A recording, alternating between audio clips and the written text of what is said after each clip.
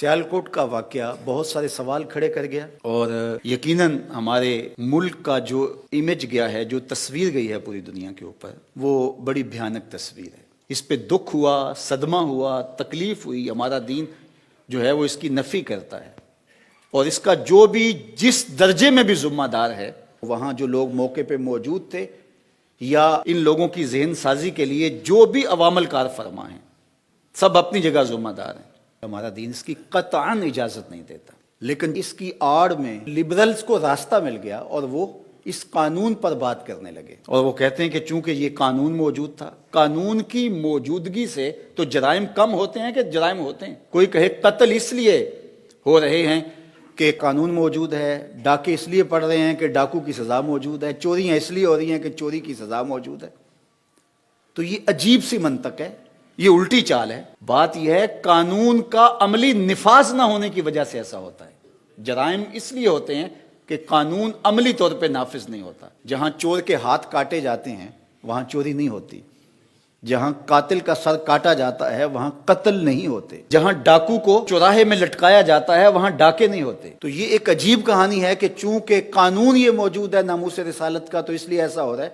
قانون پر تو آج تک عمل درآمد نہیں ہوا۔ تو یہ بھی انتہا پسندی کی ایک صورت ہے۔ ایک مذہبی جنونیت اور مذہبی انتہا پسندی ہے، اور دوسری یہ لبرل کی انتہا پسندی ہے۔ کوئی بھی بات ہو تو اس کو اس سے جوڑ دیا جاتا ہے، اور ملک کو بھی بدنام کیا جاتا ہے، دین اسلام کو بدنام کرنے کا کوئی موقع ہاتھ سے نہیں جانے دیا جاتا۔ بلکہ میں ایک بات کہتا ہوں کہ ان لوگوں کو پھانسی کے پھندے پہ لٹکایا جائے جنہوں نے یہ جرم کیا ہے، جنہوں نے ایک غیر ملکی شہری کو نہ صرف ماورائے عدالت قتل کیا، اس کی لاش کی بے حرمتی کی جس کی اسلام اجازت نہیں دیتا۔ تو جنہوں نے یہ عمل کیا ان کو چوراہے میں لٹکایا جائے۔ اور کتنے لوگ ہیں جو توہین رسالت کے مرتکب قرار پائے اور ان کو سزائے موت ہوئی ہے اور ابھی تک ان کو سزا نہیں دی، ان کو بھی جو ہے وہ چوراہے میں لٹکا دیا جائے۔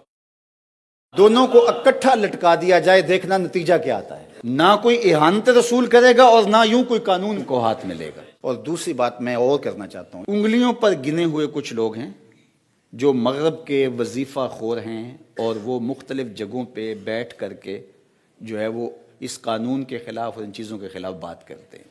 وہ چند لوگ ہیں، وہ حکومت بھی جانتی ہے، ادارے بھی جانتے ہیں، جو مغرب کے وظیفہ خور ہیں اور جن کو ڈیوٹی دی گئی ہے۔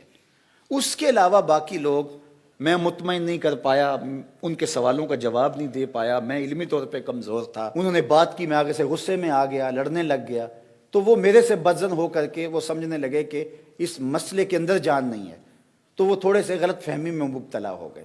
تو ہم ان کو جو ہے وہ دائرہ اسلام سے خارج نہیں کر سکتے، اور ان کو دین کا غدار نہیں کہہ سکتے۔ ان کی ذہن سازی کرنا ہماری ذمہ داری ہے۔ ممبر و محراب کے اوپر بیٹھے ہوئے لوگوں کی ذمہ داری ہے کہ ان کی ذہن سازی کی جائے، نہ یہ ہے کہ ان کو لبرل کہہ کے دھکا دے دیں اور ان کو ان کے ساتھ کھڑا کر دیں۔ انہوں نے ان پہ محنت کی، یہ گرے ایریا ہے بہت سارا، جو محنت کرے گا وہ ان کے ساتھ جا کے کھڑے ہو جائیں گے۔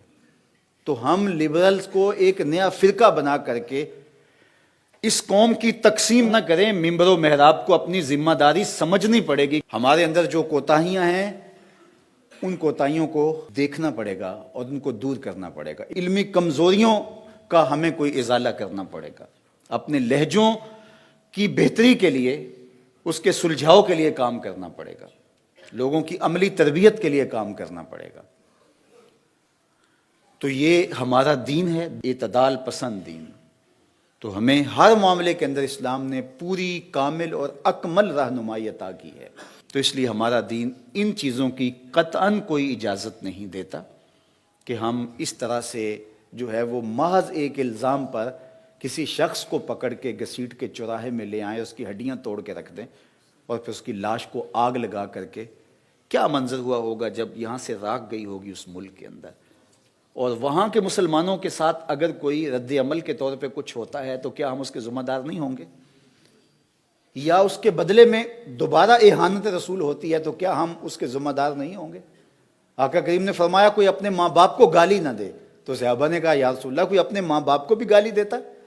تو فرمایا تم کسی کے ماں باپ کو گالی دو تو وہ رد عمل کے طور پہ تمہارے ماں باپ کو گالی دے۔ تو کوئی ایسا عمل نہ اختیار کیا جائے کہ جس سے ہمارے آقا و مولا کی اہانت کا پھر دروازہ کھل جائے۔ تو یہ بہت حساس معاملہ ہے. اس کائنات کا سب سے حساس معاملہ حضور علیہ الصلوۃ والسلام کی ناموس کا معاملہ ہے. لیکن اس معاملے کے اندر بہت ساری ہم سے کوتاہیاں ہوئی ہیں. کاش کہ ہم باشعور ہو جائیں.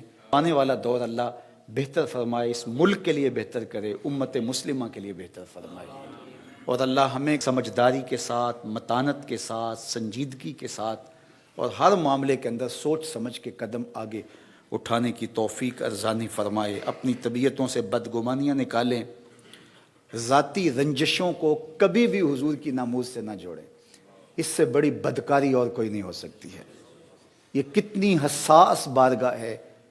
اور میں اپنی دشمنی جو ہے وہ اس بات پہ نکالوں، کسی تنظیم سے میری دشمنی ہے، کسی فرد سے میری دشمنی ہے، کسی برادری سے میری دشمنی ہے، کسی شخص سے میری دشمنی ہے، تو میں صرف اس بات پر کہہ کے اپنا غصہ اس پہ نکال لوں. اس سے بڑی بدکاری نہیں ہوگی. تو یہ بدکاریاں جب ہوتی ہیں اور اس طرح کے معاملے ہوتے ہیں پھر قومیں تباہ ہو جاتی ہیں. تو اللہ کے محبوب علیہ السلام کا یہ فرمان سن لیجئے. آقا کریم نے فرمایا وَإِيَّاكُمْ وَالْغُلُوَّ فِي الدِّينِ وَإِنَّمَا أَهْلَكَ مَنْ كَانَ قَبْلَكُمْ الْغُلُوُّ فِي الدِّينِ.